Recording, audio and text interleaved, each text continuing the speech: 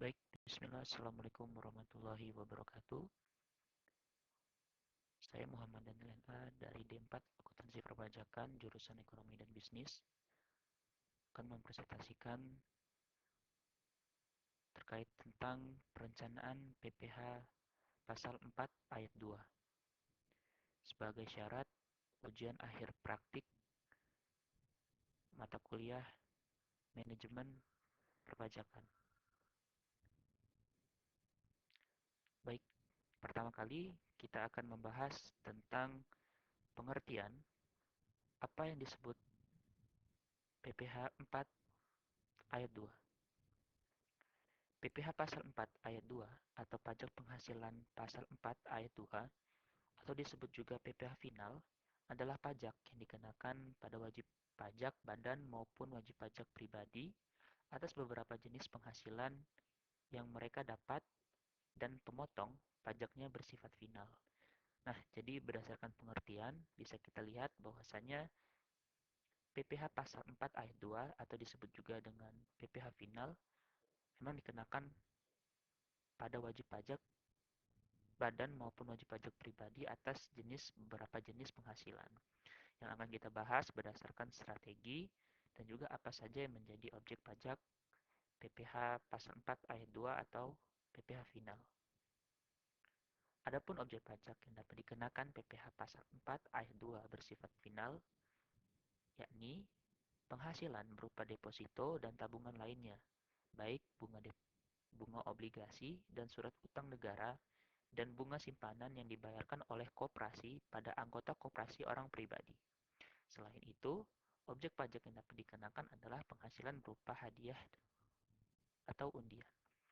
Yang ketiga, penghasilan dari transaksi saham dan sekuritas lainnya, transaksi derivatif yang dapat diperdagangkan di bursa, dan transaksi penjualan saham atau pengalihan penyertaan modal pada perusahaan pasangannya yang diterima oleh perusahaan modal Ventura. Keempat, penghasilan dari transaksi pengalihan harta berupa tanah dan atau bangunan, usaha jasa konstruksi, usaha real estate, dan persewaan tanah atau bangunan. Dan yang terakhir, penghasilan tertentu lainnya. Berkaitan dengan objek pajak yang dapat dikenakan PPh Pasal 4 Ayat 2 bersifat final, ini akan kita bahas berdasarkan manajemen dan perencanaan PPh Pasal 4 Ayat 2. Ada beberapa hal yang bisa kita manfaatkan, ada beberapa hal juga yang bisa kita rencanakan terkait dengan apa saja yang menjadi objek pajak dalam PPh Pasal 4 Ayat 2 bersifat final kali ini. Nah, ketika kita berbicara tentang objek bunga yang menjadi salah satu objek pajak PPh Pasal 4 Ayat 2, memang ada beberapa bunga yang memang sifatnya di luar dari PPh 4 Ayat 2 Undang-Undang PPh. Saya sendiri akan menjelaskan terkait apa saja yang menjadi jenis imbalan yang dapat dikategorikan sifat pengenaan pajak PPh final ataupun jenis pajak PPh pasal yang lainnya. Pertama, bunga deposito dan tabungan lainnya, bunga obligasi dan surat utang, dan bunga simpanan yang dibayarkan oleh koperasi kepada anggota koperasi, orang pribadi. Secara sifat pengenaan pajak, ini merupakan PPh final, yang mana berdasarkan referensi PPh 4 Ayat 2 Undang-Undang PPh. Nah, yang perlu kita cermati di poin kedua, bunga yang dibayar atau terutang kepada bank. Secara sifat, tidak ada pemotongan PPh tapi menjadi objek. Kalau kita lihat dasar hukumnya dari referensi Pasal 23 Ayat 4 Undang-Undang PPh. Yang ketiga, bunga terkait dengan sewa yang dibayar atau terutang sehubungan dengan sewa guna usaha dengan hak opsi. Dan yang keempat, bunga yang dibayarkan atau telah jatuh tempo pembayaran kepada WP luar negeri. Secara sifat, ini merupakan PPh pasal 26 yang berbeda dengan PPh final, yang mana kita merujuk pada referensi pasal 26 ayat 1 Undang-Undang PPh. Dan terakhir, perbedaan objek bunga adalah bunga selain butir 1 sampai dengan 4. Dijelaskan secara spesifik dalam PPh pasal 23 referensi dari pasal 23 ayat 4 Undang-Undang PPh. Kemudian, itu yang menjadi objek bunga. Tapi bagaimana sih prinsip pembayarannya? Dalam PPh pasal 4 ayat 2, pemotongan didasarkan oleh prinsip pay as you earn. Apa sih pay as you earn atau PA? Adalah pembayaran pajak pada saat wajib pajak memiliki kemampuan finansial. Ini dikenakan dengan yang saya jelaskan tadi, prinsip pay as you earn atau PY. Di beberapa negara yang relatif sedang berkembang seperti Indonesia, objek pemotongan dan pemungutan pajak penghasilan relatif lebih banyak dibanding dengan negara-negara yang sudah maju. Ini juga menjadi perbedaan yang nantinya digunakan oleh beberapa perusahaan dalam bagaimana mereka bisa memanajemen atau merencanakan PPh pasal 4 ayat 2 di perusahaan tersebut. Nah, sebagaimana yang saya jelaskan tadi, tidak hanya bunga, ada juga objek hadiah. Nah, yang bisa saya jelaskan di sini ada beberapa yang memang termasuk hadiah, namun sifat pengenaan pajaknya berbeda. Di sini saya akan menjelaskan pertama terkait dengan hadiah undian atau jenis imbalan hadiah. Ini termasuk sifatnya pengenaan pajak final atau PPh 4 ayat 2. Nomor 2, hadiah langsung. Hadiah dalam penjualan barang atau jasa sepanjang yang diberikan kepada semua pembeli atau konsumen akhir tanpa diundi dan hadiah tersebut diterima langsung oleh konsumen akhir saat pembelian barang atau jasa. Jadi memang sifatnya berbeda dengan poin 1 karena memang ini tidak dilakukan secara undian. Ini bukan merupakan objek PPh. Yang ketiga, hadiah atau penghargaan dengan nama dan dalam bentuk apapun yang dibayar atau terutang kepada WP dalam negeri. PPh pasal merupakan PPh pasal 21. Nomor 4, hadiah atau penghargaan yang dibayarkan oleh atau telah jatuh tempo pembayaran kepada WP badan dalam negeri.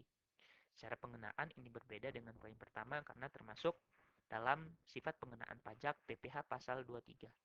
Dan yang terakhir, tentang hadiah atau penghargaan yang dibayar oleh atau telah jatuh tempo pembayaran kepada WP luar negeri. Kalau kita tentang hadiah atau cakupannya dalam negeri memang termasuk dalam PPh pasal 23. Tapi menjadi perbedaan di sini, WP luar negeri termasuk dalam PPh pasal 26. Nah, hal lain yang perlu kita cermati adalah beberapa objek pajak final. Ada dua hal yang akan saya jelaskan terkait dengan sewa tanah atau bangunan dan jasa konstruksi. Kalau sewa tanah atau bangunan, ini merupakan objek PPh final.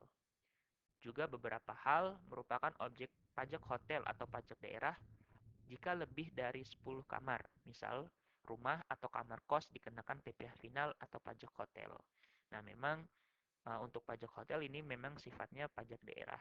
Namun dapat dikategorikan sebagai pajak hotel dan masuk dalam pajak daerah apabila lebih dari 10 kamar. Untuk jasa konstruksi, pelaksanaan konstruksi adalah orang pribadi atau badan, baik memiliki kualifikasi maupun tanpa kualifikasi. Dan yang terakhir merupakan objek PPh pasal 4 ayat 2, meskipun juga merupakan objek PPh pasal 21 yang dapat dispesifikasi dalam arsitek atau maupun PPh pasal 23. Nah, kita tadi sudah membahas tentang apa saja yang perlu kita cermati, perbedaan antara bunga, hadiah, dan hal lain yang perlu kita cermati berkaitan dengan sewa dan jasa konstruksi.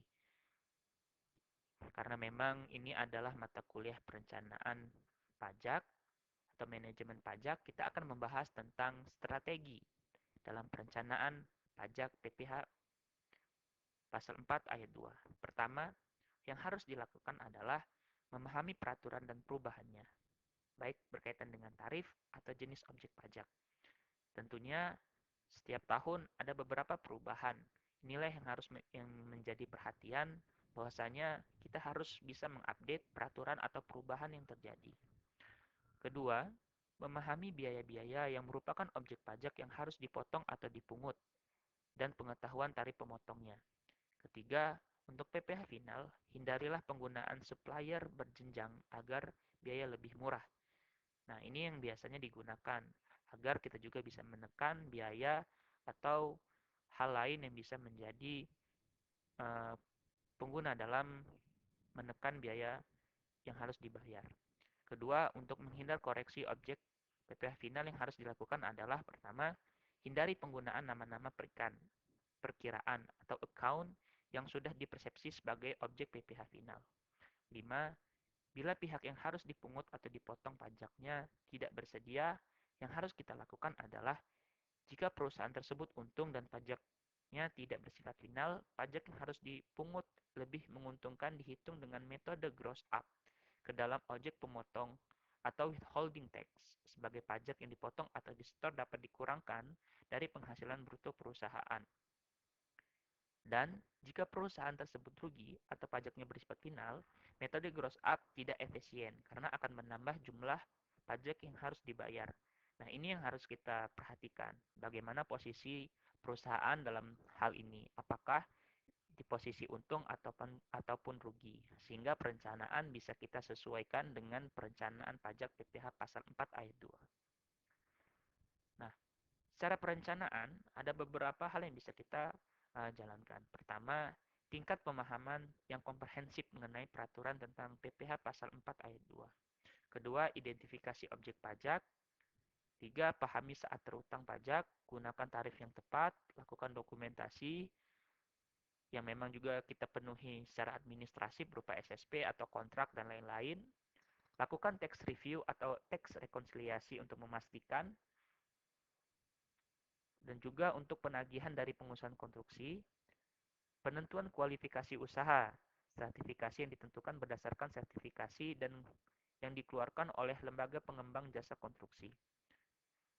Penyedia jasa harus menyerahkan surat izin usaha jasa konstruksi agar pengenaan pajak sesuai dengan tarif PPh untuk jasa konstruksi atas seluruh tagihan tanpa perbedaan antara material dan jasa. Dan yang terakhir, jika tidak ada SIUJK, potongan PPh dapat disesuaikan.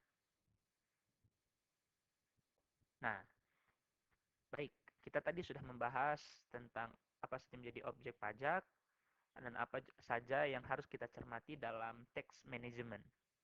Nah, sekarang saya akan membahas tentang contoh soal penerapan pajak PPh pasal 4 ayat 2.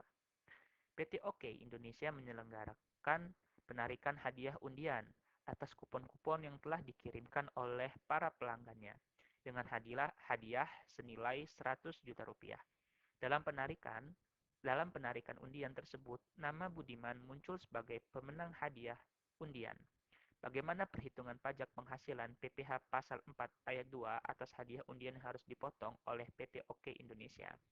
Nah, tadi saya sudah membahas apa yang menjadi perbedaan antara hadiah undian dan hadiah yang tidak diundi. Kalau didapat secara undian, maka termasuk dalam PPh pasal 4 ayat 2. Namun, ketika memang itu tidak diperoleh dari sistem undian, itu merupakan objek PPh. Nah, berdasarkan dari kasus tersebut, dapat kita hitung berdasarkan tarif PPh pasal 4 ayat 2 yang dapat dipotong oleh PT OK Indonesia adalah 25% dari 100 juta, sehingga yang dipotong dari perhitungan pajak penghasilan PPh pasal 4 ayat 2 adalah sebesar 25 juta. Baik, mungkin itu saja yang bisa saya sampaikan dalam syarat untuk ujian akhir praktikum. Mohon maaf apabila terdapat kesalahan ataupun kurang pemahaman terhadap materi. Semoga dimanapun kita berada tetap diberikan selalu kesehatan sampai pada pelaksanaan kuliah secara offline. Sekian, wassalamualaikum warahmatullahi wabarakatuh.